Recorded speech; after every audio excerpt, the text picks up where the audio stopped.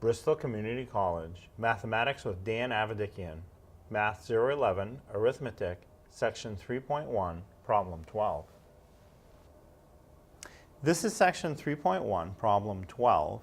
It says write the decimal as a fraction. We have a decimal of 0.02. So we have a four-step process to convert a decimal to a fraction.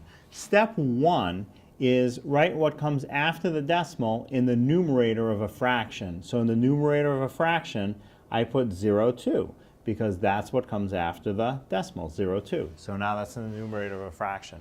Step 2, put a 0 under each digit in the numerator. So I have two digits that I wrote in the numerator. I put 2 zeros in the denominator. Step 3, put a 1 in front of the bottom zeros. So I have 0.2 over 100. Step 4, reduce if you can. Some fractions just won't reduce at this point. This one will though. The 0.2 in the top, you can at least just call that 2. It's really 2 over 100. And they're both even, so they can both be reduced by 2.